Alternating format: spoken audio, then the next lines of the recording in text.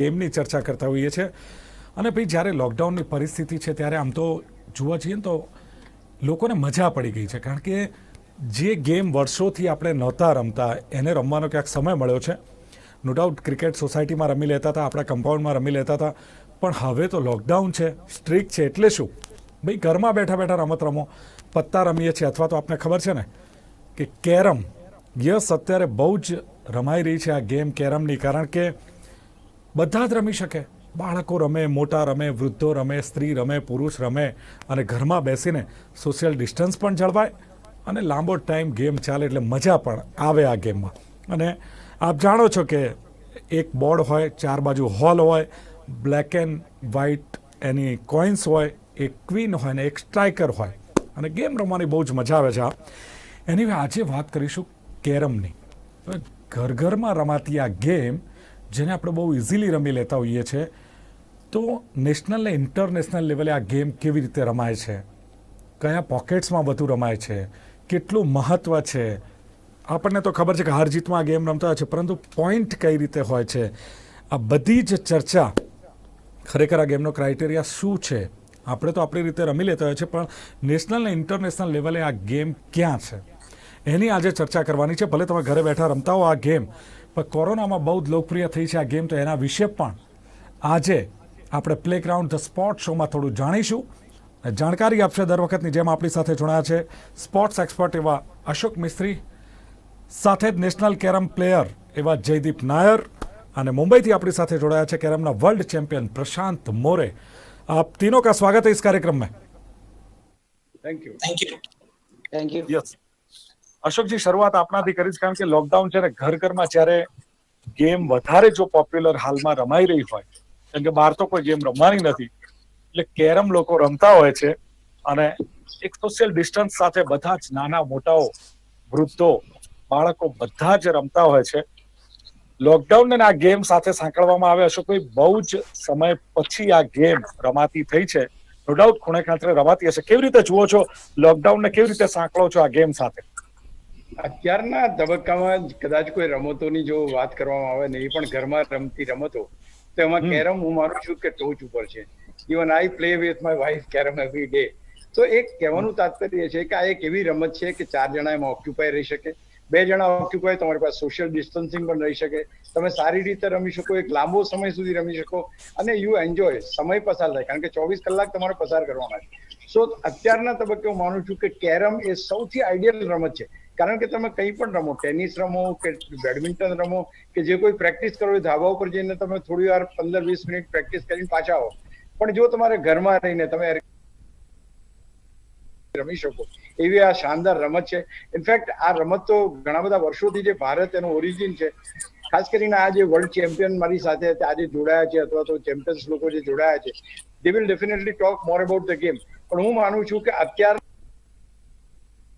રહીને સારી રીતે રમાતી અને વધુ રમાતી જો રમત હોય તો એ કેરમ તો છે જ, દિલીપભાઈ. બિલકુલ અશોકભાઈ, આપણે સાચી વાત કરી છે કે બહુ સમય પછી લોકોને કેરમ રમવાનો મોકો મળે છે. નો ડાઉટ ઇન્ટરેસ્ટિંગ ગેમ છે, મજા આવતી હોય છે, પરંતુ સમય નથી મળતો. ને હવે સમય એવો છે કે ઘરમાં બેસીને રમી શકાય. એટલે प्रशांत जी, आप मुंबई से हमारे साथ जुड़े हैं और वर्ल्ड चैंपियन भी आप हैं, साथ ही में नेशनल चैंपियन का खिताब भी आपने जीता है. अशोक जी ने बताया कि घर घर में मशहूर है, अभी लॉकडाउन चल रहा है, घर घर में ये गेम लोग खेलते हैं. आप क्या कहेंगे इस गेम के बारे में, और खास तो ये कि कौन से पॉकेट में, इंडिया के कौन से पॉकेट में ज्यादा मशहूर है, ज्यादा पॉपुलर है ये गेम, क्या कहेंगे प्रशांत जी? हेलो, नमस्ते. सबसे पहले मेरा नाम प्रशांत मोरे, मैं कैरम का वर्ल्ड चैंपियन हूँ. तो कैरम के बारे में डिस्कस करूंगा. तो सबसे ज्यादा कैरम जो है ये बॉम्बे में खेला जाता है, मुंबई में. जैसे आपने कहा कि कौन से पॉकेट में ज्यादा खेला जाता है, तो कैरम सबसे ज्यादा बॉम्बे में खेला जाता है, महाराष्ट्र में खेला जाता है, और पूरे महाराष्ट्र में, पूरे वर्ल्ड में सबसे ज्यादा कैरम टूर्नामेंट जो महाराष्ट्र में होती है, साल में तकरीबन हम 16 टूर्नामेंट्स खेलते हैं रेगुलर. और इस लॉकडाउन के दौरान कैरम ये इतना अच्छा स्पोर्ट्स है, वेरी हाई डिमांडेड स्पोर्ट्स है. अभी इसमें एक तो सोशल डिस्टेंस भी कवर हो रहा है और घर में बैठ के हम पूरे फैमिली के साथ में इस गेम को एंजॉय कर सकते हैं. जैसे आपने कहा कि एसी में बैठ के पूरा गेम को एंजॉय कर सकते हैं. तो अभी फिलहाल के लिए कैरम बहुत मशहूर गेम और सबसे हाई डिमांडेड स्पोर्ट्स है। बिल्कुल जयदीप नायर, आप भी हमारे साथ जुड़े हैं LIC की ओर से, आप भी कैरम गेम खेलते हैं। सवाल यह है कि नेशनल में भी गुजरात से रिप्रेजेंट किया है। देखो, मुझे अगर कोई पूछे ना जयदीप जी कि आप क्यों खेलते हो, तो मैं तो बताऊं लॉकडाउन है और कोई गेम है नहीं, तो मैं खेलता हूँ, मजा लेता हूँ। पर आप तो एक नेशनल कैरम प्लेयर हो। अगर आपसे कोई पूछे कि आप क्यों खेलते हो, क्यों मजा आता है इस गेम में, तो आप क्या बताएंगे? नहीं, इसमें ऐसा है कि ये जो गेम है, पूरा दिन हम काम करके थके हुए थे। पहला तो ऐसा है कि जो नॉर्मल प्लेयर की बात करते हैं, पूरा दिन काम करके थके हुए घर पे आते हैं तो आधा घंटा खेलो, क्या स्पोर्ट्स रूम में जाके ऑफिस आवर्स के बाद आधा घंटा खेलो तो एकदम स्ट्रेस रिलीफ हो जाता है। और इसमें मजा इसलिए आता है कि ये जो गेम है अपने जैसे दिखते हैं कि चलो इधर से देखा कोइन मारा, उधर से देखा कोइन मारा, ऐसा नहीं है। तो बिगिनर्स के लिए थोड़ा एडवांस में जाएगा तो इसमें चेस जैसा होता है, चेस और स्नूकर का कॉम्बिनेशन होता है। उसमें आपको दिमाग लगाना पड़ता है, क्रिएटिविटी आता है कि एक कॉइन को लेकर दूसरा कॉइन को कैसे निकालने का, ऐसा ऐसा करके क्रिएटिविटी आता है, वो मजा अलग है। और दूसरा क्या है, ये गेम में कोई एज लिमिट नहीं है। आपको 80 वर्ष का बुजुर्ग भी खेल सकते हैं और बच्चे भी खेल सकते हैं। उसके लिए एंजॉयमेंट पूरा पूरा मिलता है, फैमिली के साथ भी और फ्रेंड्स के साथ। અશોકભાઈ, દિમાગ લગાવવાની ગેમ છે, ક્યાં કહ્યું ને કે તમારે ક્રિએટિવિટી પણ તમારામાં આવે અને એક સ્ટ્રેટર્જી સાથે રમવાની આ ગેમ તો બહુ સરસ વાત એમણે કરી છે। એજ લિમિટ નથી, છતાં પણ અશોકભાઈ જેમ ક્રિકેટ, બેડમિન્ટન, ટેનિસ, આ જે ગેમ છે લોકપ્રિય બની છે, એટલી પોપ્યુલર કેરમની ગેમ નથી બની, એ તો તમે પણ સ્વીકારશો। એની પાછળના કારણો શું છે? ખાસ કરીને દરેક રમતને આગળ લાવવા માટે એક પહેલી વસ્તુ એ છે કે ખેલાડીનું પાર્ટિસિપેશન જોઈએ।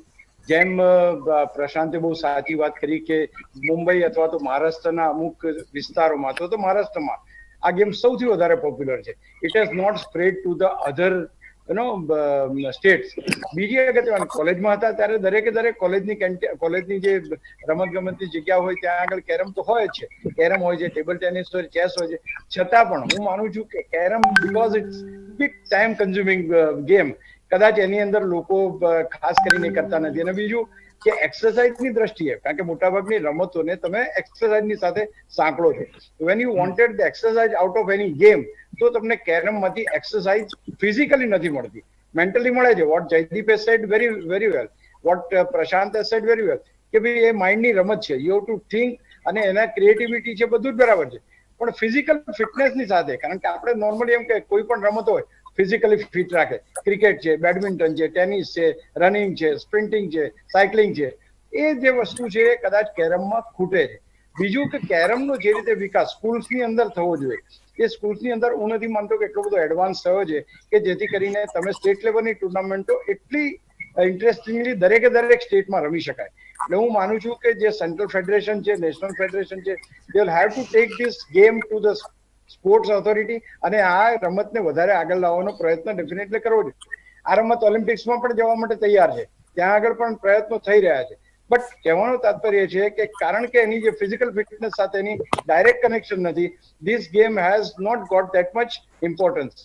યા દિલીપ, बिल्कुल माइंड की गेम है। प्रशांत जी, यस, 2018 में आप वर्ल्ड चैंपियन रहे थे और एस अपूर्णा महिला चैंपियन बनी थी, राइट? बराबर, यस। 2018 की बात करें अगर वर्ल्ड चैंपियन की, कौन सी यादें आपके साथ जुड़ी हुई है, और टीम इवेंट और इंडिविजुअल इवेंट में भारत की स्थिति क्या है?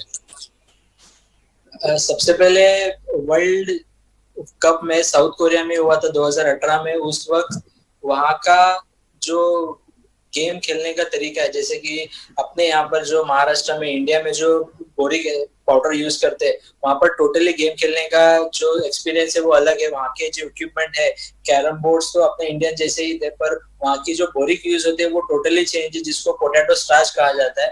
तो वहाँ का खेलने का जो एक्सपीरियंस है टोटली अलग है। स्पीड का, बोर्ड की स्पीड की लिमिट बहुत ज्यादा एक्सट्रीम फास्ट होती है। तो उसका रीजन ये है कि आपको हाथ में फील ही नहीं होगा कि आपने बोरिक यूज किया है। तो स्मूथनेस ज्यादा है, जस्ट कॉइन को आपको टच करना है। तो वो एक्सपीरियंस करते हुए हम, और स्पेशली वहां पर वो टूर्नामेंट में टोटल 16 कंट्री ने पार्टिसिपेट किया था। ओके, और पार्टिसिपेट करते वक्त सबसे खेलते वक्त का वहां की यादें थी कि मेरी तो सेकंड इंटरनेशनल टूर्नामेंट थी, और वो खेलते वक्त मुझे एक ही पता है कि मैं इंडिया के लिए खेल रहा हूँ, मेरी वजह से इंडिया हारे ना, ये मेरे माइंडसेट था। और मैं जितना हो सके, मुझे जितना मेरा एक्सपीरियंस है कैरम का, वो मैं पूरा उस टूर्नामेंट में, ये मेरी जिंदगी की आखिरी टूर्नामेंट है, ये इंटेंशन से मैं खेल रहा था वहां पर। और टीम इवेंट की बात करें तो सब टाइटल इंडिया ने ही जीते थे। इवन सिंगल्स में तो मैं चैंपियन बना था, और टीम इवेंट के वुमेन्स में जीते थे, और जेंट्स में हम टीम इवेंट श्रीलंका के साथ बहुत अच्छा फाइट होके इंडिया जो है वो रनर अप हुआ था, और श्रीलंका वहां पर विन हुआ था टीम इवेंट में। और इंडिविजुअल में सब इंडिया के पास टाइटल थे। अपूर्वा लेडीज में जीती थी, और सिंगल्स में मेंस में मैं जीता था। बिल्कुल। कौन सी मेमोरेबल मोमेंट अगर बात करें वर्ल्ड चैंपियनशिप की तो आज भी आप शेयर करना चाहते हैं Prashant ji? Memorable moment world level की तो सब, मैं तब 2016 में जो फर्स्ट वर्ल्ड चैंपियनशिप खेला था, वो मेरी लाइफ की फर्स्ट इंटरनेशनल टूर्नामेंट थी। और वो टूर्नामेंट वर्ल्ड की सबसे मानक की टूर्नामेंट है, सबसे बड़ी टूर्नामेंट है, जो आज तक ऐसे कुछ प्लेयर्स है जिन्होंने पूरी जिंदगी कैरम फील्ड में गवा दी, और उनको वो मैच खेलने तक का मौका नहीं मिला है। और वो मेरी जिंदगी की फर्स्ट टूर्नामेंट, मैंने वही खेला, और वो वहां पर मैं चैंपियन हुआ था। मैं उस वक्त इस दुनिया का सबसे कम उम्र वाला वर्ल्ड चैंपियन बना था, youngest world champion in world, और बॉम्बे का सबसे पहला वर्ल्ड चैंपियन। और मेरे ऑफिस में भी, मतलब रिजर्व बैंक में मैं सर्विस करता हूँ, वहां पर भी आज तक कोई इंटरनेशनल लेवल पे इतना हायर परफॉर्मेंस नहीं किया था, और मुंबई में सबसे फर्स्ट वर्ल्ड चैंपियन बना था मैं। बिल्कुल। टेल मी एक मिनट प्रशांत भाई, प्रशांत टेल मी वन थिंग, कौन से कंट्री के प्लेयर ज्यादा टफ है? मींस कौन सा, means in your tournament both the world cup आपने जो खेले, who was the toughest player against you Prashant? Talking about Indian players और other countries? I am talking about the international, the world level, world cup. World level team event की बात करें तो श्रीलंका सबसे अच्छा खेलते, जो इंडियन टीम को बीट करने की ताकत रखती है। उसमें मालदीव्स है, यूके है, यूएस है, काफी सारी कंट्रीज है, पर जो टफ फाइट जो कर रही है मालदीव्स और श्रीलंका काफी टाइम अपने से 2 बार इंडियन टीम के साथ वो श्रीलंकन टीम ने जीता है। तो इंडियन टीम को श्रीलंकन टीम स्ट्रांग है कंपेयर टू वहां पर कुछ 2012 का वर्ल्ड चैंपियन निशांता फर्नांडो है, या फिर वहां पर एक शामिल पूरे करके प्लेयर है, वो भी काफी अच्छा खेल रहे हैं। तो उनको भी मैं क्रेडिट दूंगा कि वो इंडियन प्लेयर्स को कभी भी बीट कर सकते हैं, उनकी कैपेसिटी है उतनी। क्या दिलीप भाई? यस जयदीप, ये तो बात हुई इंडिया की, और नेशनल इंटरनेशनल लेवल पे इंडिया कहाँ है ये। अब कैरम की गेम की बात करें तो गुजरात में क्या परिस्थिति है, आप क्या कहेंगे गुजरात के बारे में? दूसरे, कॉलेज में बहुत से स्टूडेंट्स कैरम खेलते हैं, बाकी स्टेट लेवल पर परिस्थिति क्या है वो आप कैसे बताएंगे? क्या परिस्थिति है स्टेट लेवल पे? स्टेट लेवल में ऐसा है कि अपने स्टेट लेवल के जो बॉडी है अभी साइलेंट जोन में है, इतना ज्यादा कुछ होता नहीं है। जैसे कि प्रशांत मोरे जी ने कहा था, महाराष्ट्र में एकदम एपिसेंटर बोला जा सकता है कि कैरम का, उस तरह से वहां पे बहुत सारा टूर्नामेंट होता है। यहाँ पे टूर्नामेंट्स नहीं होता है, डिस्ट्रिक्ट से लेके स्टेट तक टूर्नामेंट नहीं होता है। जहां तक गुजरात के परफॉर्मेंस का सवाल नेशनल में, एक बार नेशनल में गुजरात की टीम सेमीफाइनल तक पहुंचा था, कि उसमें खुश नसीब हुआ मैं भी वो टीम में था, और अपने अहमदाबाद के चिंतन त्रिवेदी करके वो भी एक प्लेयर है, अच्छा प्लेयर है, वो भी हम टीम में था। तो ये अपना सबसे अच्छा परफॉर्मेंस है। तो अभी उसको एनहेंस करने के लिए अपने को क्या करना चाहिए? ज्यादा से ज्यादा टूर्नामेंट करना चाहिए, ज्यादा से ज्यादा क्लब होना चाहिए। क्लब कल्चर अपना अहमदाबाद या डिस्ट्रिक्ट में, गुजरात में कहीं पे भी नहीं, बड़ौदा में थोड़ा बहुत है। तो क्या ज्यादा से लोग एक दूसरे से खेलेंगे तो गुजरात का टीम आगे आ सकते हैं, जो हम अपना यहाँ पे नहीं है। और ऑफिस वगैरह में खेलता है तो रिस्ट्रिक्शन होता है, कि जैसे कि हमारे एलआईसी में है तो वहां से बाहर के प्लेयर इतने ज्यादा नहीं खेल पाते। यहाँ पे टोरेंट पावर का है, फिर अभी अपना बीएसएनएल का सब वो क्या रेस्ट्रिक्शन होता है। क्योंकि ज्यादा से ज्यादा क्लब हो, ज्यादा से ज्यादा प्लेयर एक दूसरे से खेलेगा तो अच्छा होता है। तो अभी हाल में ऐसा अपना गुजरात के इतना अच्छा परिस्थिति नहीं है, अच्छा प्लेयर भी नहीं इतना। બિલકુલ અશોકભાઈ, શું કહેશો? એક અફસોસની વાત છે કે ગુજરાતમાં કેરમની ગેમને લઈને પરિસ્થિતિ સારી નથી। જે પ્રમાણે જયદીપ નાયરે કહ્યું કે ડેવલપ નથી આ ગેમ ગુજરાતમાં, અને ખાસ ટુર્નામેન્ટ નથી રમાતી, શું કરવું જોઈએ અથવા કયા કારણો જોઈ રહ્યા છે કે જેને લઈને ગુજરાતીઓને પણ ઇન્ટરેસ્ટ ઓછો છે આમાં?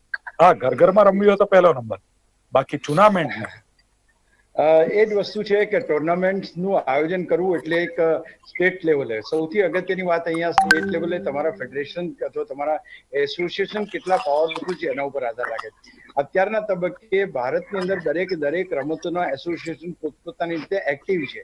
Let me be very Frank, કારણ કે અત્યારે જે રીતે પરિસ્થિતિ છે રમત ગમત માટે સૌથી સાનુકૂળ પરિસ્થિતિ અત્યારે ભારત સરકાર તરફથી છે, ઇવન ગુજરાત સ્ટેટ તરફથી છે.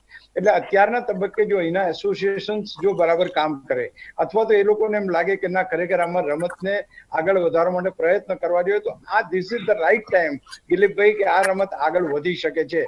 આટલું પોઝિટિવ એટમોસ્ફિયર ક્યારેય ભારતમાં રમત ગમત માટે નહોતું.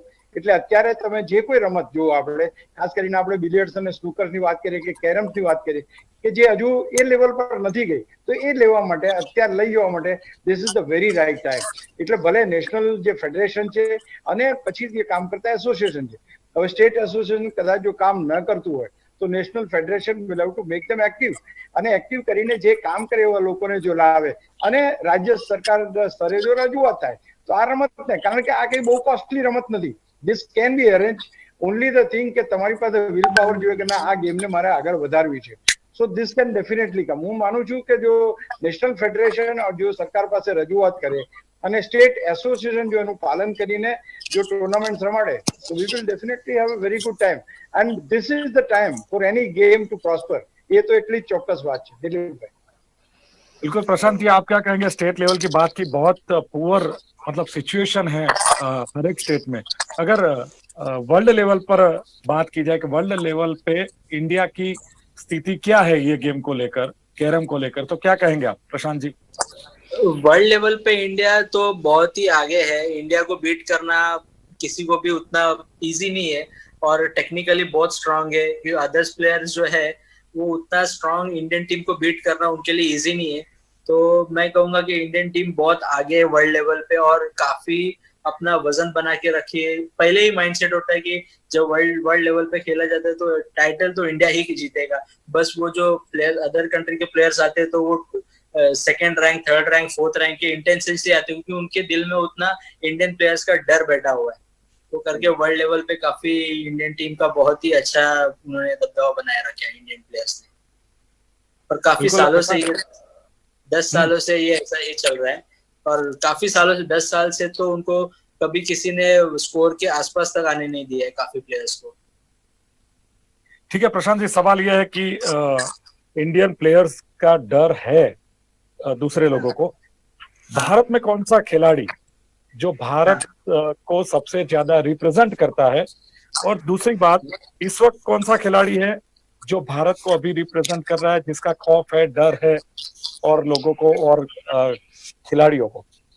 नहीं, सबसे पहले इंडिया को सबसे ज्यादा रिप्रेजेंट आज तक के हिस्ट्री में योगेश परदेसी सर ने किया है जो इंडियन ऑयल से रिप्रेजेंट करते हैं और मेरे ख्याल से 10 साल से वो कंटिन्यू इंडियन टीम में है, मैं एज पर माय नॉलेज.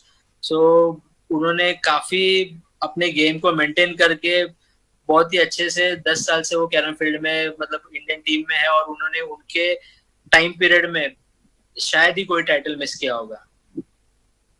बिल्कुल जयदीप जी, आप आने वाले समय में गुजरात को और भारत को कहाँ देख रहे हो इस गेम को लेकर, इस गेम के प्लेयर्स को लेकर आप कहाँ देख रहे हो गुजरात को?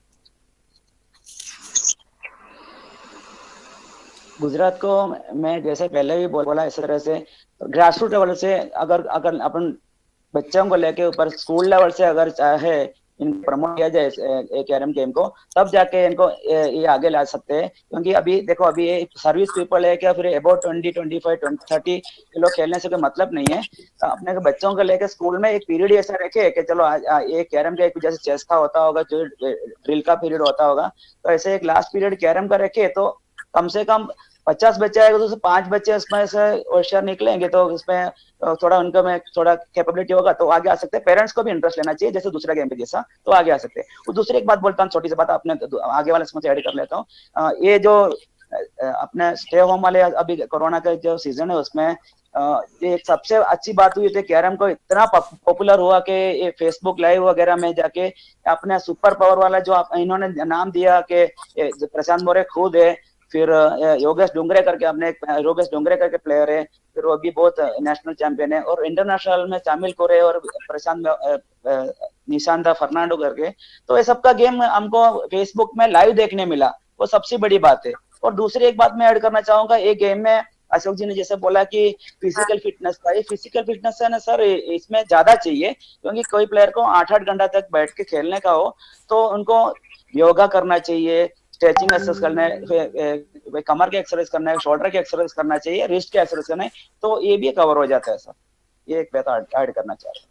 बिल्कुल। और गेम में एक स्टार्ट टू फिनिश होता है जयदीप जी, ब्रेक से शुरू करके वहीं पर गेम को खत्म कर देना, यानी स्टार्ट टू फिनिश, ये कैसे होता है और कितने पॉइंट्स की गेम होती है, गेम के पॉइंट्स कैसे मिलते हैं? जैसे अभी एक कैरम के अंदर जो आपने स्टार्ट टू फिनिश बोला, उसका दूसरा वर्ड ब्रेक टू फिनिश है, उस और एक वर्ड है स्लैम बोलते हैं, व्हाइट स्लैम बोलते हैं, ब्लैक स्लैम बोलते हैं।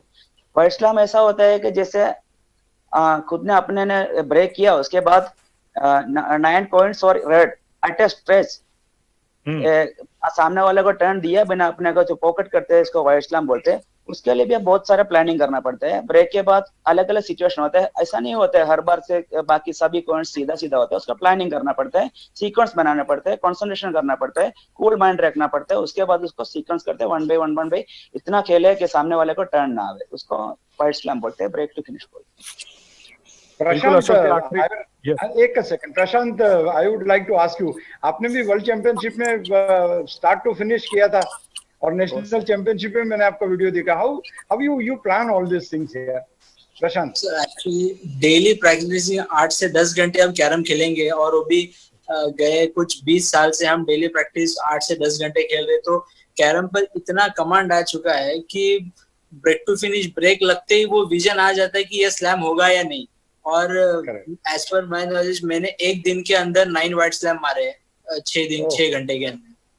तो और एक वर्ल्ड चैंपियनशिप में 2006 में मैंने 3 दिन में 9 वाइड स्लैम किए थे।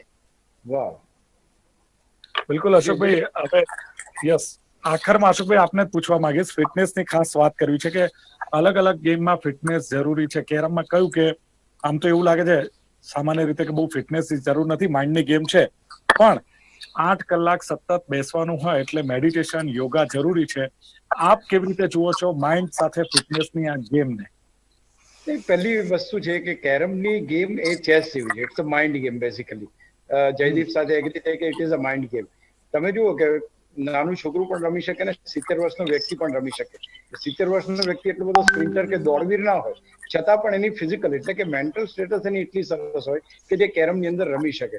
તો અહીંયા આગળ બહુ સરસ વાત એ છે કે આપણે યંગ અને એન્થુઝિયાસ્ટ ખેલાડી, યોગા 8 કલાક બેસવાનું એ બધું બરાબર, પણ જ્યારે તમે when you are playing in corona, અત્યારની પરિસ્થિતિમાં રમો છો, તમારી સામે તમારો વાઇફ હોય, તમારી સામે તમારા ફાધર હોય, એ રીતે જ્યારે તમે રમતા હોય ત્યારે તમે કોઈ પણ વ્યક્તિ સામે એટલું જ ઇન્ટરેસ્ટથી રમી શકો એવી આ ગેમ છે।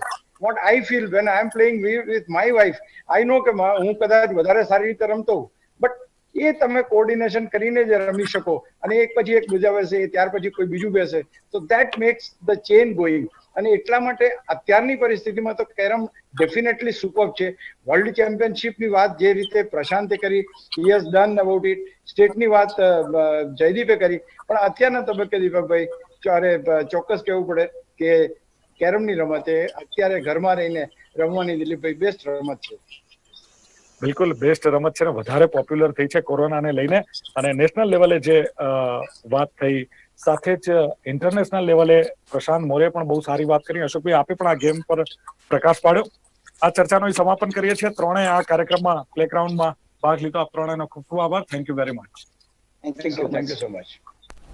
તો દર્શક મિત્રો, ઘરે ઘરે જ્યારે આ ગેમ રમતા હોઈએ છીએ, પરંતુ એનો ક્રાઇટેરિયા, ગેમના પોઈન્ટ્સ કે કઈ રીતે પ્રોપરલી આ ગેમ રમાય છે આપણને ખબર નથી। એટલે જ આવા એક્સપર્ટ સાથે અને આવા નેશનલ અને ઇન્ટરનેશનલ પ્લેયર્સ સાથે આપણે આ કાર્યક્રમમાં ચર્ચા કરતા હોઈએ છીએ અને જાણીએ છીએ કે આપણી આસપાસની ગેમ ખરેખર શું છે, કેટલી પોપ્યુલર છે નેશનલ અને ઇન્ટરનેશનલ લેવલે। એટલે જ આવા પ્લેયર્સ સાથે દરરોજ આપની સાથે વાત કરાવીએ છીએ અને જે તે રમત વિશે ચર્ચા કરતા હોઈએ છીએ પ્લેગ્રાઉન્ડ ધ સ્પોર્ટ શોમાં. આથી આજની ચર્ચા ફરી મળીશું નવી ચર્ચા સાથે, નવી ગેમ સાથે, નવા પ્લેયર્સ સાથે. જોતા રહો ગુજરાત ન્યૂઝ સત્યની સાથે. નમસ્કાર.